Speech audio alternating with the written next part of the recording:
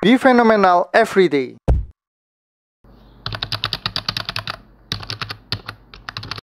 Halo guys, video kali ini saya akan membahas tentang review IPO ya. Review IPO salah satu emiten yang ada di sektor teknologi ini ya. Nah, emiten tersebut adalah PT Global Sukses Solusi Tbk dengan kode sahamnya nanti RUNS. Nah, ini saya ambil dari eipo.co.id ya. Teman-teman bisa melihat juga prospektusnya di sini. Oke, seperti biasa saya akan bahas satu persatu. Nah, untuk intronya ini adalah jadwal sementara ya. Masa penawaran awal itu tanggal 20 sampai 26 Agustus 2021. Hari ini kan tanggal 25 Agustus ya. Hari Rabu, jadi teman-teman masih bisa untuk ikut masa penawaran awalnya. Kemudian perkiraan tanggal efektif 31 Agustus. Yang kedua adalah penawaran umum. Penawaran umumnya ada tanggal 2 sampai 6 September. Nah, penjataannya 6 September dan distribusinya 7 September, pencatatan sahamnya di 8 September 2021. Ini teman-teman bisa akses sendiri datanya. Next adalah perusahaan ini berkedudukan di Jogja ya. Perusahaan yang berkedudukan Jogja, kegiatan utamanya bergerak di bidang informasi dan komunikasi, serta perdagangan besar dan eceran piranti lunak, komputer, dan perlengkapannya. Jadi ini perusahaan IT ya. Perusahaan IT yang kalau saya baca sekilas, dia juga, bentar saya kasih lihat websitenya ya. Nah, ini adalah websitenya runsystem.id ya. Dia kalau saya lihat dari company profile yang di websitenya, dia bergeraknya itu lebih fokus ke ERP system. Nah, mungkin ini ya, to deliver trusted ERP product in Southeast Asia region. Mungkin ada teman-teman yang masih bingung apa sih ERP itu. Secara simpelnya adalah ERP itu adalah suatu program atau sistem untuk mengintegrasikan ya rangkaian proses bisnisnya.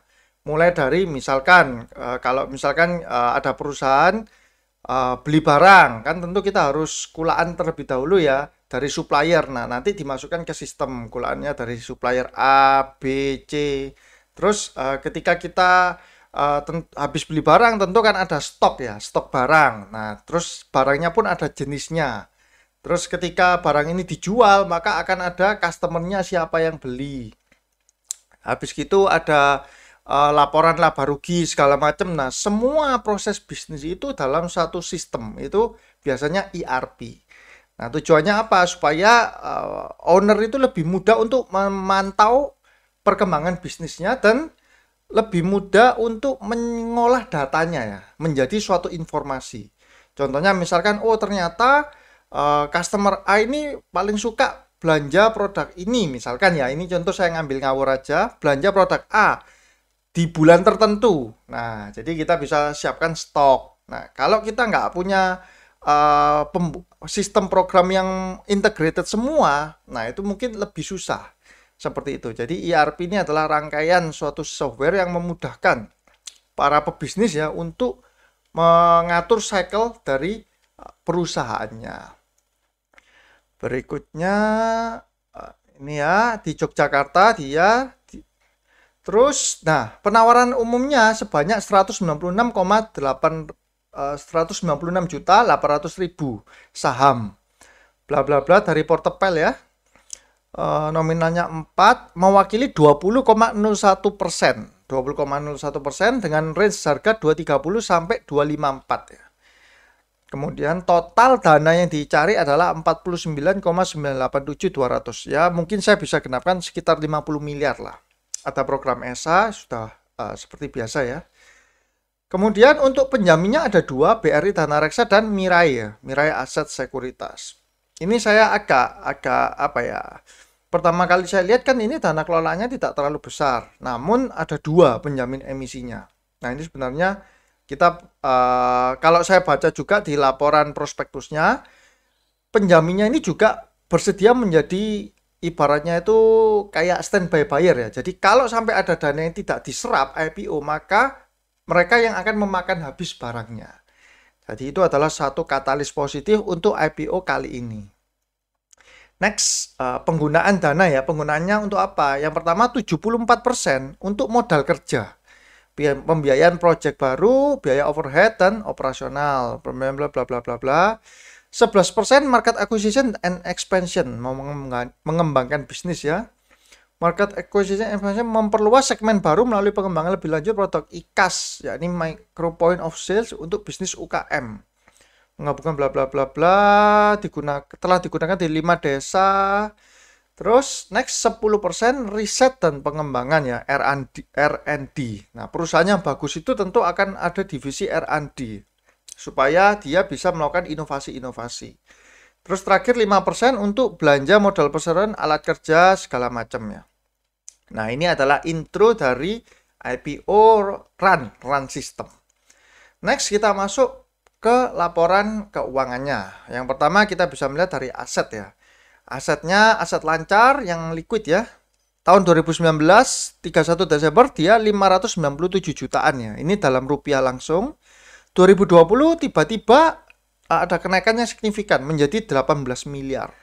2021 menjadi 21 miliar. Nah, ini kalau kita lihat aset lancarnya meledak di tahun 2020 ini. Dari 5M menjadi 37 miliar. Ini jumlah asetnya adalah dari 2019 6,8, 2020 38M, 2021 itu mengalami penurunan kurang lebih 10% ya, menjadi 35 miliar untuk segi aset. Nah, kita lihat sekarang hutangnya 2019 1 miliar, 2020 3,4 dan 2021 ini hutangnya 2,9 miliar. Ada sedikit pengurangan. Terus kalau kita cermati di sini di kolom ekuitas ada tambahan modal di setor di tahun 2020 ini ya. Nah, ini tambahan modal di setor di sini. Ini kan masih 2020 ya. Bentar ya, kebablas. Mana tadi tambahan, mari hutang, ekuitas. Nah ini 20 miliar. Jadi diinjek modal 20 miliar di tahun 2020. Makanya kok bisa tiba-tiba melonjak ya equity-nya. Ternyata ada suntikan modal. Seperti itu. Itu bukan murni semua dari laba perusahaan. Nah, jadi 38 miliar terus 34,9 berarti 35 eman turun ekuitasnya menjadi 32 eman, turun 10% equity-nya di tahun 2021 ini. Kalau kita cermati dari laporan laba rugi, nah, yang penting ini yang pertama ya, pendapatan usaha dulu 2019 5,6 miliar, 2020 tiba-tiba meroket 22,4 miliar. Ini kalau saya cermati itu ada kata-kata di dalam prospektusnya bahwa peningkatan yang luar biasa ini karena adanya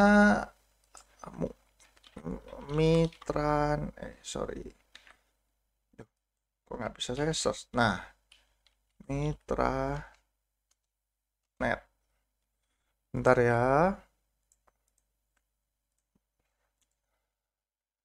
Metranet. Ada, dia mendapat proyek besar dari Metranet.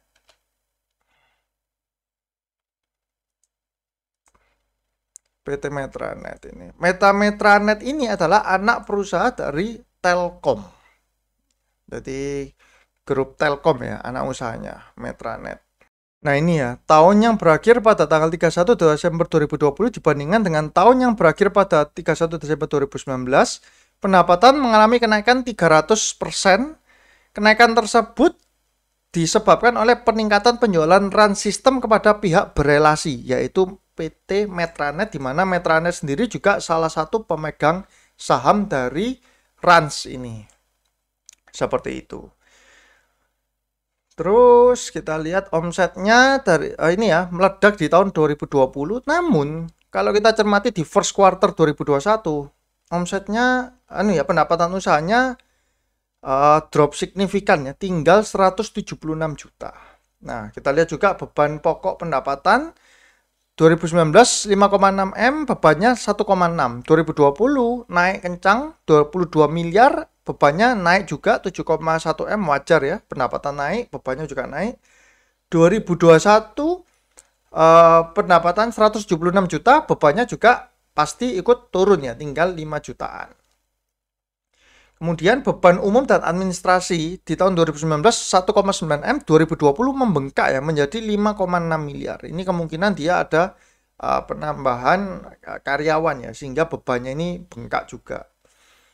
Terus apa namanya, di tahun 2021 2,7 miliar bebannya masih bengkak. Jadi sebenarnya kalau dengan menambah beban, harusnya di 2021 ini dia aspeknya itu kurang lebih itu hampir sama dengan 2020. Cuman ini kan masih first quarter ya. Kita lihat nanti bagaimana laporan keuangan di Q2-nya. Sehingga laba bersihnya di 2021 ini malah minus ya, minus 2,5 miliar. Seperti itu. Nah, di tahun 2020 dia top performnya 7,7 M. Di tahun 2021 dia minus 2,5 M. Buruk ya kinerjanya di tahun 2021 ini. First quarter. Nah, kita cermati juga untuk jajaran direksinya ya. Yang pertama ada di komisaris sama direksi.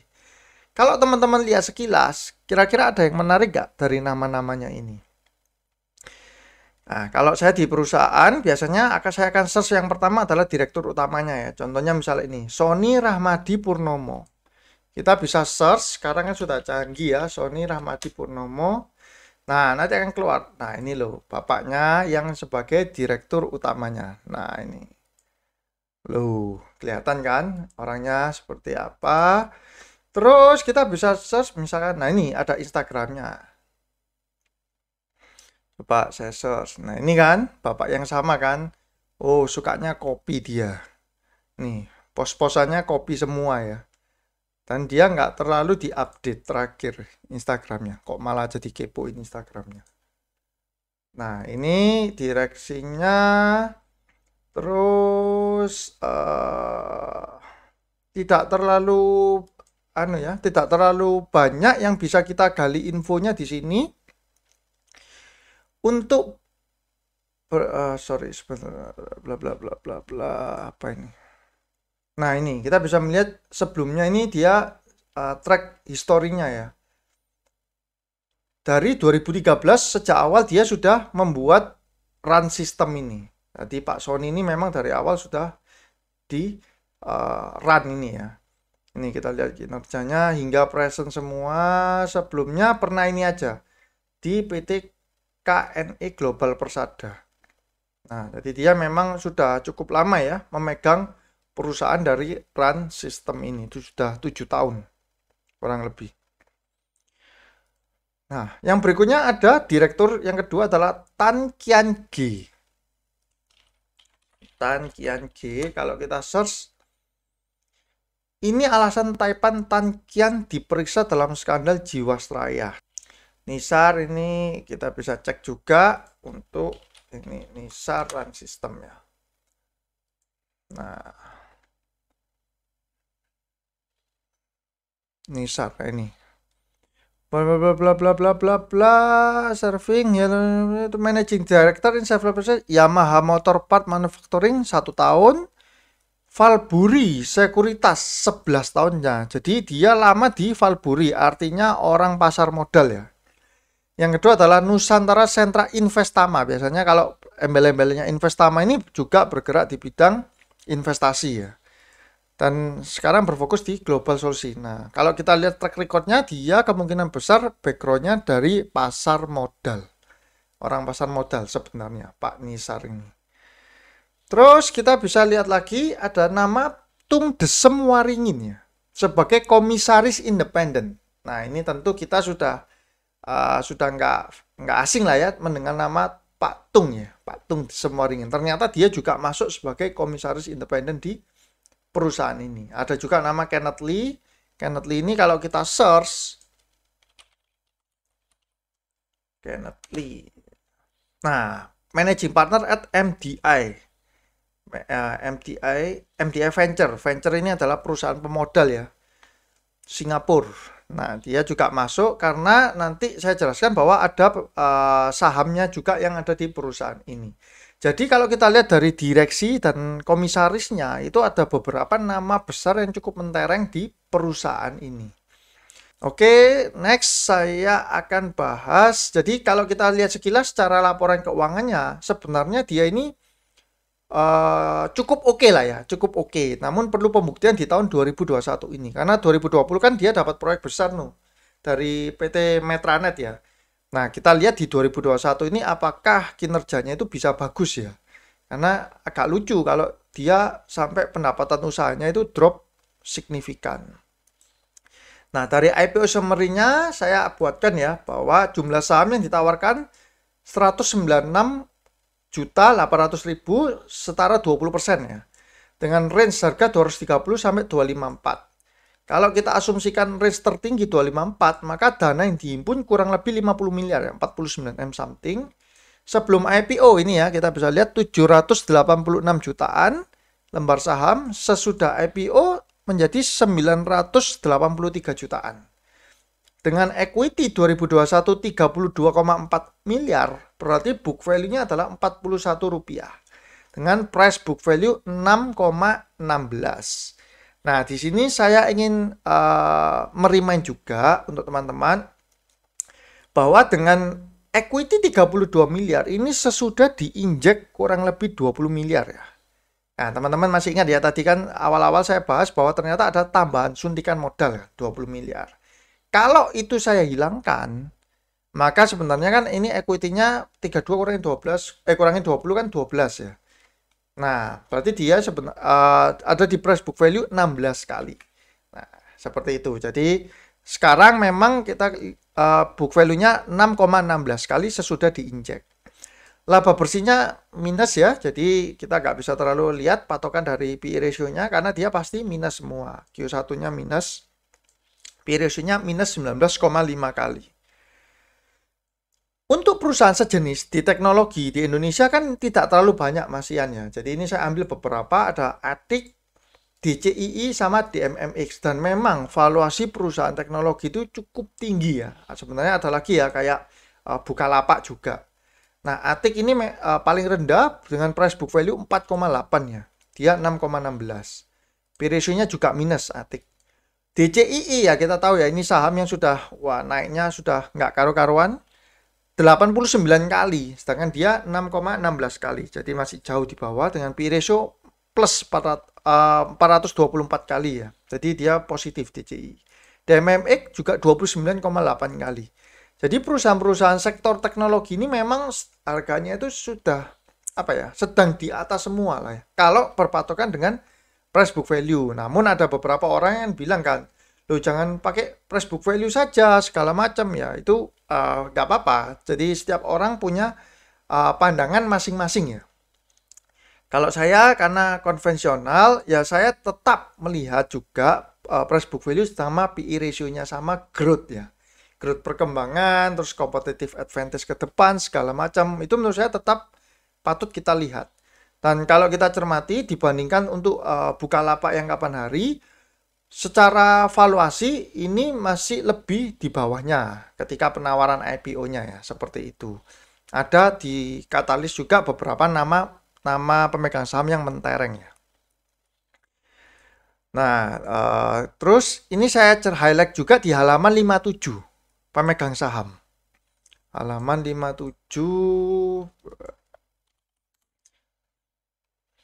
Pada awal perseroan ini didirikan, hanya ada dua pemegang saham, yaitu Pak Sony Ramadi Purnomo dan Pak Tan Kian Ge langsung ya. Nah, terus saya cermati, itu kan pertama ya. Nah, ini tahun 2019 masih sama, kemudian mulai masuk ya. Mulai masuk orang-orang baru ini, 3 orang baru, dia 2%, jadi 6% diambilkan dari sahamnya Pak Sony dan Pak Tan Kian Ge. Ada hibah saham segala macam. Terus ada ini masih belum, ini ya juga masih sama.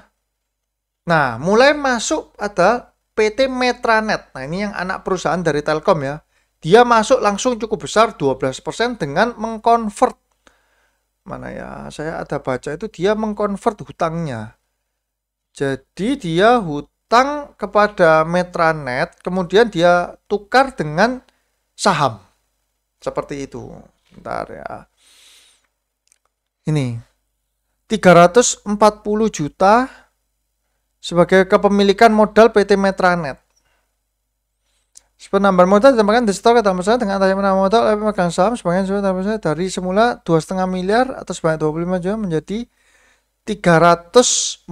Jadi teman-teman bisa bayangkan ya, Metranet ini waktu itu injek 340 juta, dia dapat 12% sahamnya. Nah, ini kalau IPO tentu, wah dia untungnya sudah sangat banyak sekali karena cuma 340 juta. Jadi modalnya, penambahan modal dari 2,5 M menjadi 2,8 miliar. Seperti itu. Terus next di Metranet. Nah, terus ada masuk lagi Metra Digital Investama ya. Ini mulai masuk lagi sebanyak 3,97%.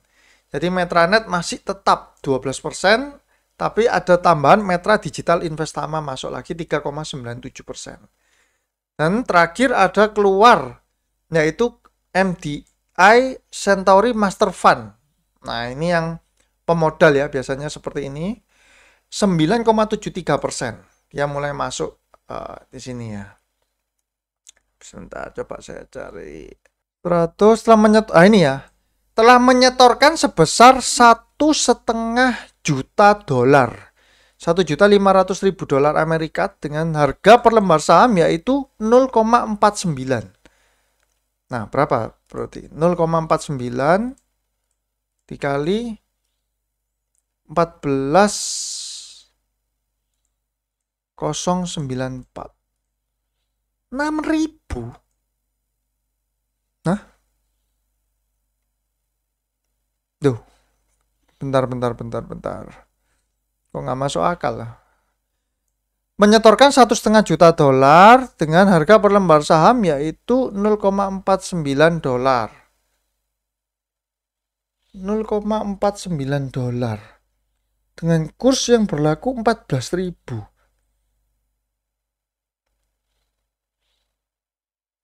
$1.500.000 saya kalikan dengan 14,094.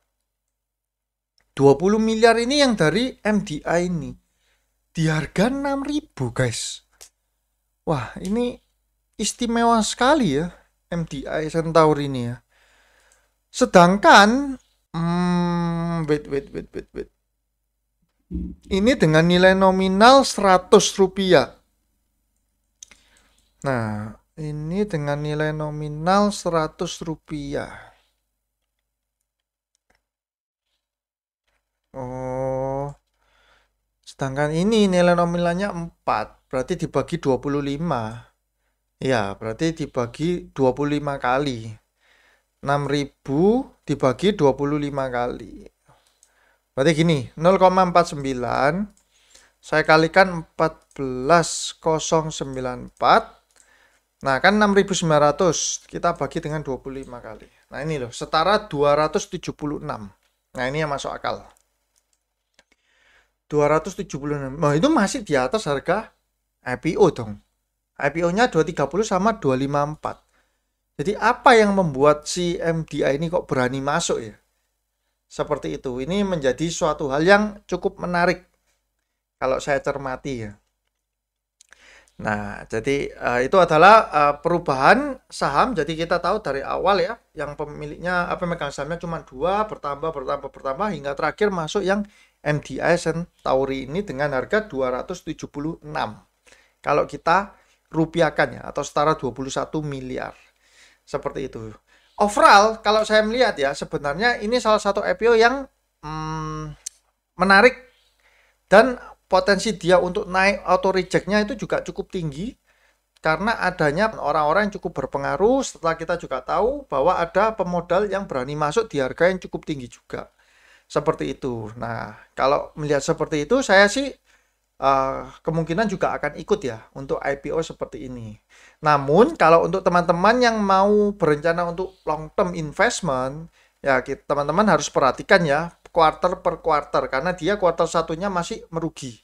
Jadi teman-teman perhatikan kuartal 2, kuartal ketiga, dan cashnya nanti sesudah IPO. Ini kan sekarang bulan Maret, April, Mei, Juni, Juli, Agustus. Nah, ini kan sekarang kuartal 3 ya. Kalau dia IPO, teman-teman harus cermati kuartal 3-nya nanti uang cashnya itu. Apakah masih ada kuartal 3, kuartal 4. Jangan sampai tiba-tiba habis IPO dananya itu sudah hilang. menguap untuk transaksi-transaksi yang nggak jelas. Seperti itu. Itu kalau teman-teman berencana jangka panjang ya.